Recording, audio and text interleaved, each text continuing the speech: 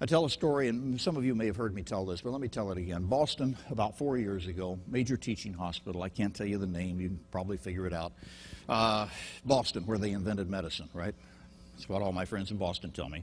At any rate, there's a very good surgeon coming in today for 4 procedures. He's got 4 cases.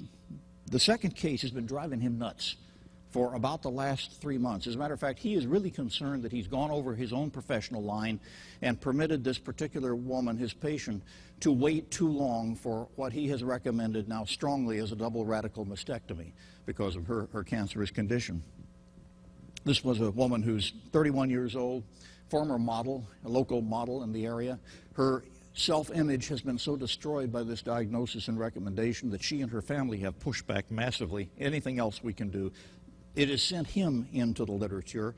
And he said, you know, I could not disconnect myself from this case. I didn't know these people otherwise before she became my patient, but he said it was like falling into the black hole of pain every time the event horizon was crossed, every time I sat down in my office. I was spending inordinate amounts of time researching, is there anything else we can do? And finally, I'm alarmed that we've waited too long, and now I finally got her scheduled. Everybody's in agreement, although it's a veil of tears, and this is the morning for the surgery. The first case, the third and the fourth, unrelated, they're pretty routine. But he comes in before the first case, finds her and the family and the husband all in the waiting area, and as he's talking to them, he says, once again, I get sucked in across that event horizon into this black hole of pain, and I can't get out. My first case runs an hour long because I'm so torn. I've got part of my mind, even while I'm operating on this other individual, part of my mind is still saying, is there anything else that I might have missed? Something else that we might do? He says, finally I come into the OR, I'm scrubbed up, and I'll just tell it third person rather than first. He walks into the OR, the scrub nurse looks up and says, Doc, finally.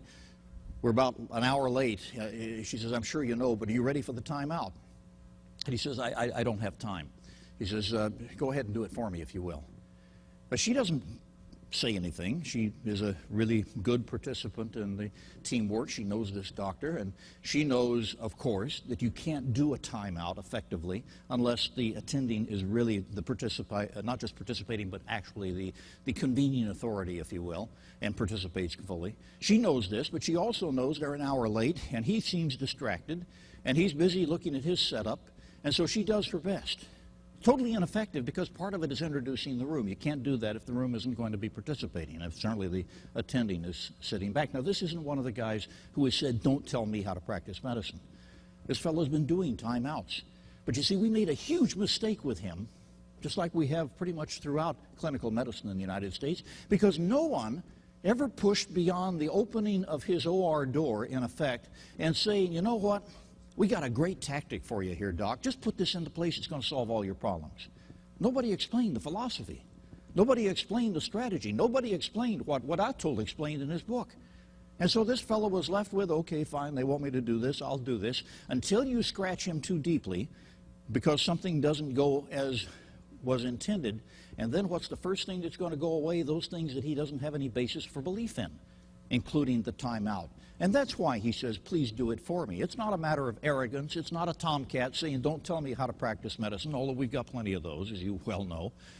It's a matter of we never convinced him. And now he's doing his mental setup, and he realizes that and I said scrub nurse, it was a circulator. Circulator is over at the end of the table, and she is loudly flipping through papers on a clipboard, and he looks over and says, what's the matter? And she says, wait a second. He says, I don't have a second. What's the matter? She says, Doc, give me a minute. Something's wrong. I'm trying to figure it out, okay? And now he gets into the command mode because he's really concerned about the time, too. He's got 2 more cases. He says, I don't have a minute. What's the problem? And now it's 2 alphas going at each other, right? I need a minute. You're not going to have a minute. And finally, he goes into complete command mode. We've all done this as parents, if not anything else. You know, the finger comes up, the voice goes deep. You're going to do such and such. And he says, you've got 30 seconds to tell me what's wrong or we're going ahead. He looks at the clock, makes note of the second hand, finishes his mental setup. He's got all his instruments around pretty much the way he wanted them on his preference card. By the way, I'm at war with preference cards. We need to standardize. There's no excuse for most of the lack of standardization we have. He looks up again, 30 seconds have passed, and he says, okay, picks up the scalpel, Time of incision, and he starts down toward the patient. There's some noise to his right. It's kind of a kerfluffle of noise. He doesn't pay much attention to it. He doesn't even look over. He figures somebody dropped something. But as he is coming down with the blade, a hand suddenly slaps itself right in the fenestrated area, right before him, almost cuts it. And he pulls back, suddenly looks up, and it's the circulator who has literally lunged her body across the patient and slapped her hand in the expected incision part, right there in the fenestrated area. And he jumps back and says, what in the world are you doing? A little rougher language than that, but you get the idea. And she says, Doc, you're going to cut through me if you're going to get to this patient before I tell you I figured this out. Now, he does not take this well. The scalpel goes airborne. Actually, it's not airborne, it's ballistic. And he bursts out of the OR, and he's offended too. I mean, I try to explain to people who don't know anything about this arena that it isn't just a matter of ego. This is not the way things are supposed to happen. He's down the corridor, kind of half sulking and half trying to figure out what to do. And he's still torn up, of course, about this procedure to begin with. The circulator finds him. He looks up. She's standing there with a piece of paper in his face. He looks at the piece of paper, and all the blood drains out of his face as it has out of hers. Because what he was about to do was remove the breasts of a 34-year-old woman in for a hernia repair, who had the misfortune to have the same last name as his patient. They've been wheeled into different ORs. No, it can't happen, but it does. And the other procedure wasn't scheduled to start for about 20 minutes. You can do an awful lot of damage with a tin blade in that period of time, as we all know. Now, what do we do in a situation like this? We turn to the nurse and say, we want to congratulate you. We want to put you up on a pedestal. We want to appreciate you for what you did. Yeah, darn right we do.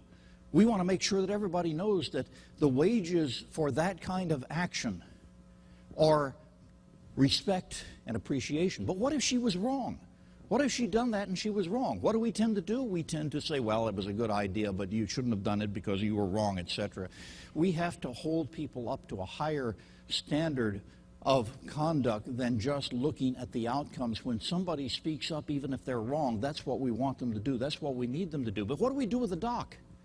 Do we say, you unrepentant and unrecalcitrant poor practitioner here, you almost maimed this woman because you didn't do a timeout? Well, essentially, the last part is correct, that if he'd done the timeout appropriately, this would not have been possible, because that's why she was searching on the papers. But what we do, first of all, this guy became an immediate convert. He's even teaching that stuff these days. But the fact is, what we needed to do was what he helped with later, to say, I am an example. I want to tell you guys about what I almost did, what almost happened to me, how shattering an event that would have been. And of course, there was another 3 or 4 day delay to get the surgery done for this woman who really didn't need the mastectomy. We take a look at something like this, and it should be a call to arms, and too often it's not. Too often we don't even know about these things because we don't have a method of talking about them, because we've got such fear and such shame, because we haven't created the reporting type systems that we need, because we have a system legally in the United States which seals records. And that's got to be stopped. And that's a standalone motherhood, God, and apple pie thing. I think we can get through Congress pretty easily to simply say that you can't seal a record unless we have all the clinically useful information out of that record in a medical malpractice case. Because as most of you know, it's not medical malpractice, really it's medical mispractice.